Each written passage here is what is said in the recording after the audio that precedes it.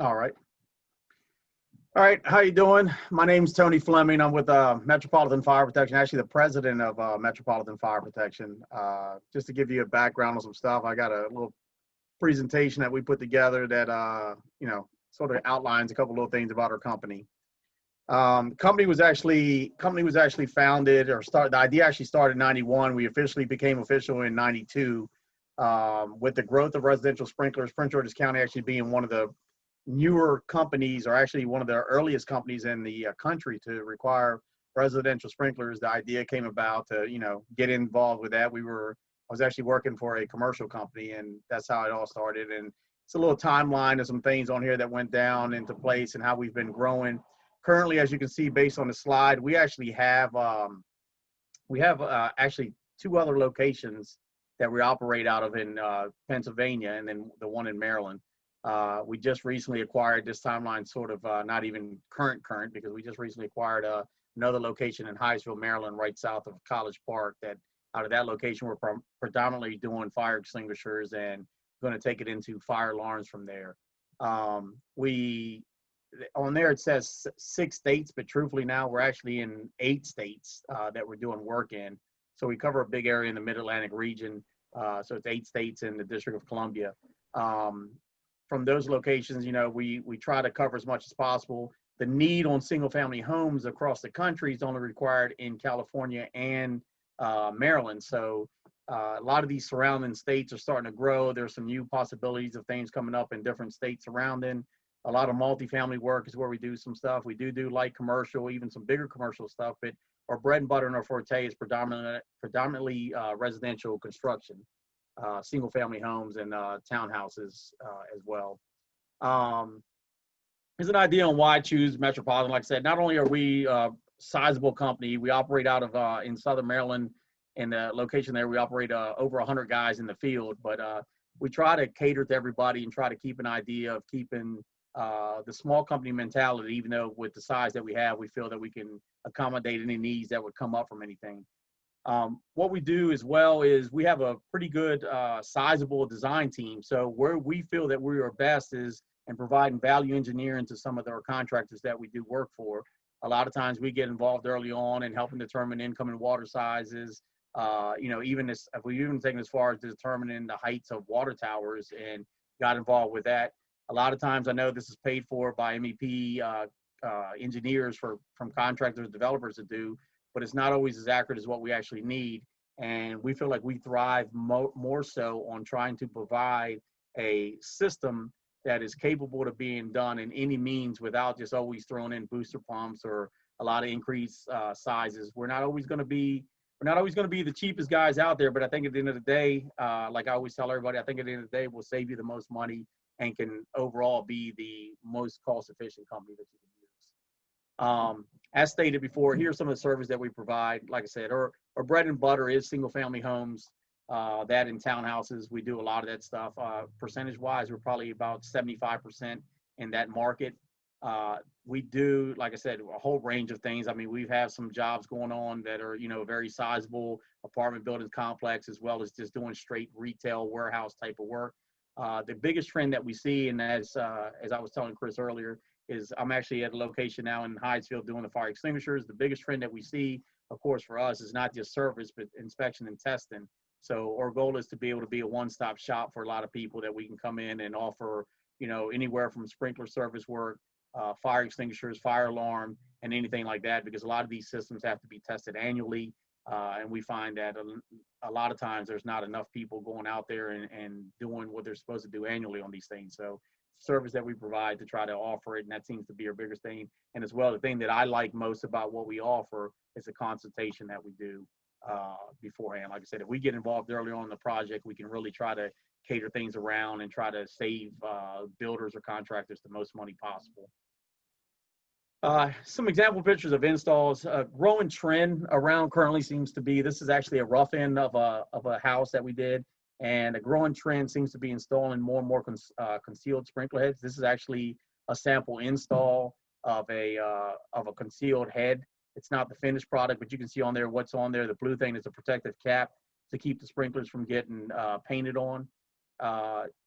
by using that, and like I said, doing this kind of stuff, it seems like the concealed market is where everything seems to be trending and going towards.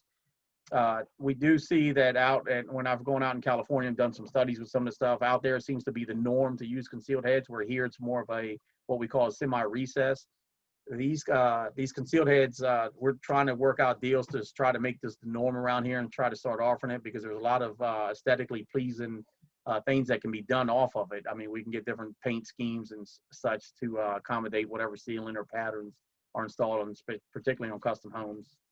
There's a picture of our van at a job site. A lot of people have recognition with the amount of vehicles that we have going on in the area. I mean, we have a ton of vehicles on the road all the time. So a lot of times when I tell people who we are, they sometimes recognize the vehicles and everything and the logo that's associated with it. This is just another sample. This is a unique installation of some of the stuff that we've done and actually do. We actually sometimes go out and do installs at modular homes in the factory. So this is a house that's being built in a factory. We do the rough in there, then the house gets shipped. Sometimes it's in box construction. When it gets delivered to the site, a lot of times we're actually either making the connections or, you know, joints that we have to hook up. But the unit, when it comes shipped, pretty much for the most part is complete with everything that you need on there. A lot of times it's just us making a tie-in and making the connections. We've done that out at the factory. We've also done these jobs where we've had to do the installs in the field. So you can see in there, like after this is done, it would all be insulated and everything. And it ends up being similar to almost a stick-built home. Seems to be, depending on what part of the country you're in, seems to be a little bit popular to see some modular homes that get installed. This here is a picture of a typical pump and tank scenario that you see a lot of times on well water houses. The tank there, typically in their industry standard, is 300 gallons. Depending on how we design it, we could get down commonly around 260 gallons of water. What that equates to is that we're provided a 10-minute supply of water for 2 sprinkler heads going off. And that's where that number comes from, 13 minutes of sprinkler times 2 times the 10 minutes, 260 gallons. Booster pump, we have to do designs and calculate everything and come up with different scenarios on how to make the pressures in the system work, and that determines their pipe size and everything associated with it. A lot of times what happens is, this is where I was telling you that we have a good group of designers. We end up doing the design, submitting that into the local fire marshal or whoever it would be that needs approval. Then once we get that approved, that gives us a permit to start work. We end up doing all this stuff, the legwork beforehand. And that's why, going back to one of my earlier statements, is that the earlier we can get involved in the project, the more cost savings we can provide everybody. This here is a unique installation where it's actually an exposed piping. We've done scenarios like this where it's been exposed piping with steel as well, depending. We had a couple log homes. I mean, I could get crazy with pictures that we pulled up, and I'm trying to keep this presentation sort of simple. We've done some log cabins that we've actually done and installed black steel pipe that matched all the angle iron and everything in the houses. Some pretty neat pictures. But this here, the CPVC listing has been growing. That's the plastic pipe that's typically used in sprinkler systems. The CPVC pipe is pretty common, and the listing now has been growing over the last few years. It's actually not too long ago received a listing now that can be installed in exposed conditions, and that's even been worked on now, where it can be broadened out a little bit more. So by that being done, it actually makes it a more cost-effective installation, a little cheaper on our part for labor as well as materials. The cost savings over bringing and carrying the heavy black steel pipe that we have to thread on site, and, you know, a lot of cumbersome for us on the install. So you see a lot of stuff like that. Like I said, this was I don't know the exact situation of this house or unit, but a lot of times what we have sometimes is group homes or daycares. They need to retrofit sprinklers afterwards, and that could have been very well what this scenario is here in this picture.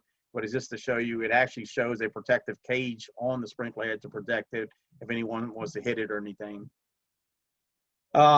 Concealed heads, like I was talking earlier, this is a finished picture of the concealed head that you saw earlier. You can see it on there, it's right in front of the register, sort of hard to notice.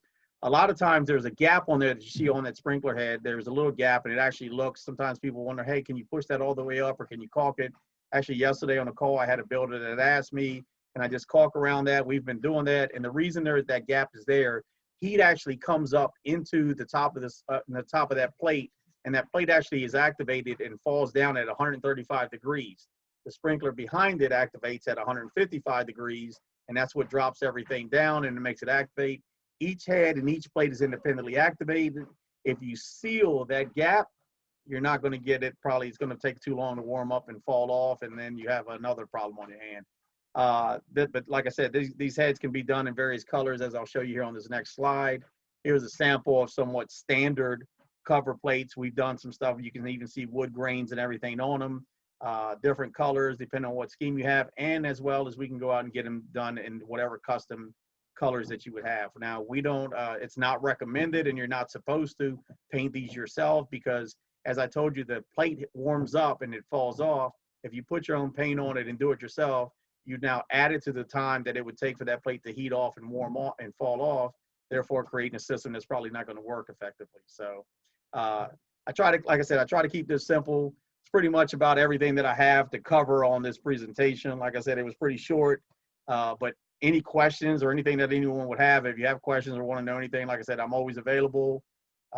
Feel free to ask me anything. I think the systems that we install are pretty basic and simple for the most part. There's, you know, every now and then you get into some custom homes that have, you know, some aesthetically challenging ceilings or installs, but for the most part, sprinkler system is pretty cut and dry, connected to water.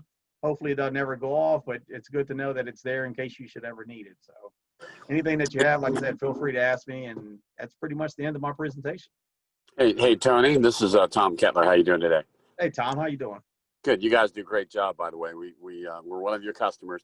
I had a question. I'm curious on these like well systems or systems where you have to have pumps. Are you seeing, I'm wondering one day whether the county's going to require some kind of battery backup or a generator, because obviously if you lose power, the pump's not going to work and the sprinkler's not going to work. What's the feeling about that? Or any jurisdictions go in that direction? No, but I'll tell you this, and thank you for the compliment, Tom. But I'll say this: studies that have been done have actually determined that for the most part, the power going out happens. Let me think of how to say this: that the power going out, the fire would have caused the power going out, so therefore it was already at that point in time. We know it does happen. The problem with that is, from an industry, ideally to get the best scenario, that would be great. But the cost to put a generator backup on a system, we've done some in custom install sometimes that, a customer wanted us to be tied into their generator that they had that was backing up the power in the house. But right, the cost just to do that and focus that on the sprinkler system is sort of challenging. We've looked at a couple little scenarios that I'm not going to get totally into now on trying to do some stuff like that. But you're right. I mean, it's an issue. And see, what a lot of people don't realize about sprinkler systems for residents are a lot different than commercial applications. In a residence, believe it or not, the sprinkler system is actually only there to save the life. So the idea is that it goes off, you get out, that's the thing of it. The property is secondary in a single family install. Now in a commercial, we have to design it with a lot more water, bigger pipes, therefore the install in that case is to save the property as well as the life. So, things could happen. I've seen one or two or heard or read about one or two, but the neat thing so far in all the years that have been done, I know, example, in Prince George's County, and this goes back a few years ago, we did a study where over 50,000 sprinkler systems were installed, and there hasn't been a death in the county yet at all on a sprinkler unit. Nationally, there hasn't been either. There was one odd case that sort of still has an asterisk in it where a house actually exploded, and apparently the individual was even handicapped. But for the most part, if you get a system installed, you're assuring yourself of life safety. And what a lot of people don't realize, annually, even with the new technologies and new homes that are new products that are being built in the home, annually, still to this day, there's over 3,000 people die in house fires every year. And that number doesn't come down with innovation and better technology of smoke detectors and everything else that's going on. So we feel good in knowing that when we do put in a system that, we're more likely saving a life. And I can tell you, oddly enough, and not to get too kooky and long-winded on your answer, but normally from November going through to the end of the freeze, that period in there when people start doing crazy things like burning stuff on their stove or providing different secondary means of heat, we get activations sometimes that happen. And a lot of times I had one, I'll tell you a quick story, one that I saw one time that I went into the house personally, and, a cabinet caught on fire. The single head in that kitchen went off, put the fire out. And oddly enough, the woman was upset that her cabinets would burn. And I'm sitting there telling her, hey, look, your house would have burned down It saved the house. She was Right. awake at the time and everything. It's not that there was an issue there, but it's sort of tough sometimes. But yeah, I truthfully, the national code on sprinklers is so black and white and simple that I hate when I see jurisdictions come up with their own little things that they require because Right. it adds more cost to it. For example, Right. you're in Montgomery County. Montgomery County is one of the only areas that actually requires sprinklers in garages. So I have to put a sprinkler head in there that's not going to freeze, and it's a big added cost to the builders. Right. If we keep it simple, we keep it cheap, and everyone's happy. So. One other question, Tim. I've got you on the. I've always wanted on insurance, homeowner insurance. Do they care one way or the other about this sprinkler system? I mean, is it a higher risk or a lower risk? I mean, obviously lower risk for fire, but are they concerned about a freezing pipe or something? I was just curious. Man, that's a loaded question, and here's why that's a loaded question. That's why I give you the heavy ones there, Tony. That's why. So never asked going that back, question. I was just curious. Right. Going back to like 20 years ago, there used to be a nice sizable discount for installing a sprinkler system in your house, right? And I sat on some panels where we had like State Farm is still heavily involved in a lot of studies and research that go on with sprinklers. And it's great. They used to give a nice discount. And as the years have been going on, I've been noticing that, and talking to people that discount has come down and down and down and down. So I asked why, and they go, well, potential for water damage. And I go, hold on, where do you see all this water damage from? Because, I'm not being truthful, it happens some, but it's not the catastrophe of a whole house burning down to the ground, and it's like, why are we doing that? And I realized what really is going on. Nobody's going to want to give away money. So as the time went on, initially they go, hey, we'll give you a nice discount for putting sprinklers in. And now when it's becoming the norm, they're taking that money back just like anything. Nobody's going to want it. No agency is going to want to give away free money. And I think that's where we're at, truthfully. So. Right. Yeah. Okay. Interesting. Well, thanks. Yeah. Thanks for answering that. All right. Good questions, Tom. Thank you.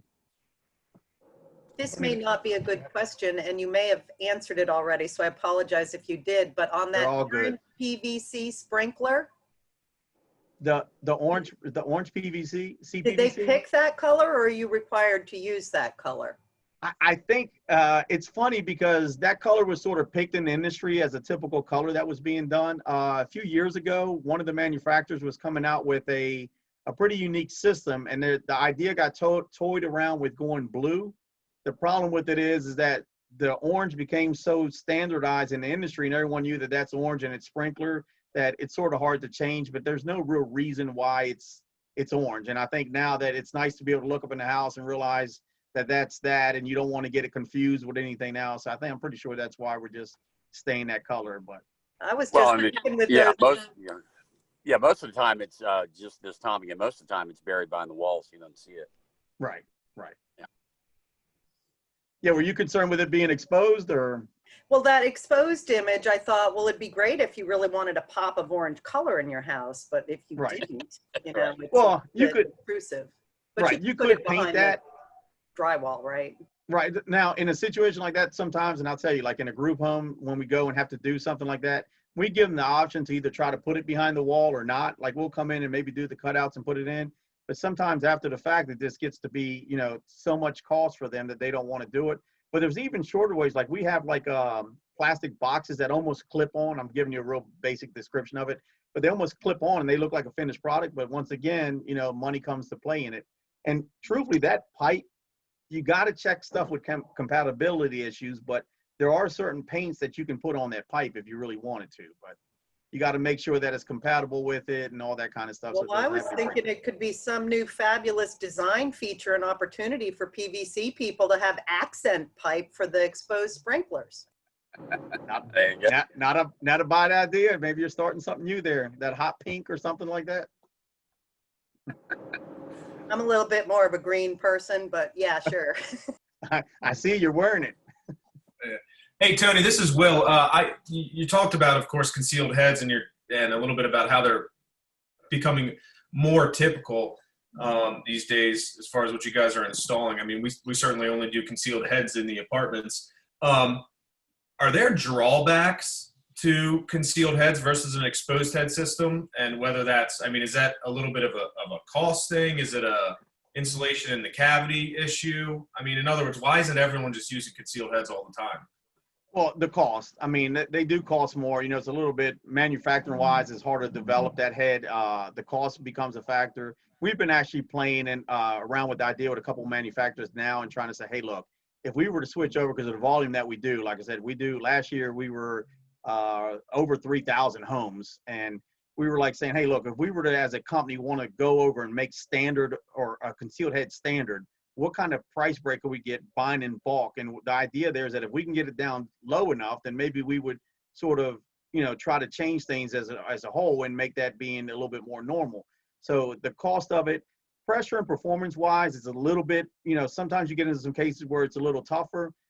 There is a manufacturer out now that even has one on the sidewall that is concealed as well. So it is a little bit more challenging with a couple little things. Of course, the takeout up in the ceiling, if you don't have the room, the depth, it's a little bit taller. And the bad thing about it is a lot of times we get people that go, hey, look, I have standard heads in here. I want to upgrade to concealed. And it's very tough because of the takeout on that. So I would have to go up there and cut the pipe back a little bit. Now, if you had concealed and want to go to standard, that's a heck of a lot easier. But yeah, I mean, hopefully, I think we're seeing things starting to turn a little bit, and I think you're going to see more and more installs of concealed, especially once the manufacturers start coming down on the price. Like anything, they get away with what they can get up until the market demands something, and then you get more competition. And I think as the other manufacturers, everyone starts putting it out there, I think we'll get cheaper pricing on it. It'll become the normal.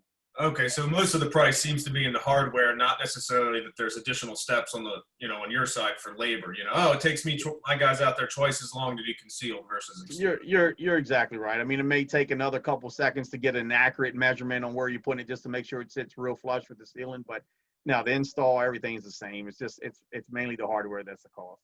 Okay, cool. Thanks, Tony. No problem. Hey, Tony, this is Tom again. One thing, we're starting to get into remodeling a little bit, and I should know this, but we're new to it. At what point does a remodeling job trigger? I mean, I'm sure it's jurisdiction to jurisdiction. Do you typically, trigger into that they're going to want a fire suppression system, or are they not, unless it's a complete tear? Yeah, typically, Tom, it's 50%. So if the addition you're building equates to 50% of the square footage of the existing structure, then you got to sprinkle the whole structure. So that's why we see a lot of 49s, and sometimes I get guys to send me plans and say something, and sometimes I tell them, hey, look, if you cut this down a little bit, you'll be okay. But right. So it's okay. So 60% is the cutoff. Okay, yep. I appreciate that. Yeah, because we are just putting our toes into that business a little bit now too. So we're new to it. Yeah, well, as the sprinkler industry grows a little bit, I mean, here we're a little bit further ahead than other states, but as it grows, hopefully the norm is going to be when you go out and do that addition that the unit may already be sprinklered. So. Right. Great. Thanks. All right. Anyone else? This was awesome. Great job, Tony. Great. Thank you. Right. Thank you so much. Thanks for the time, and thanks for everything, Chris and Lori.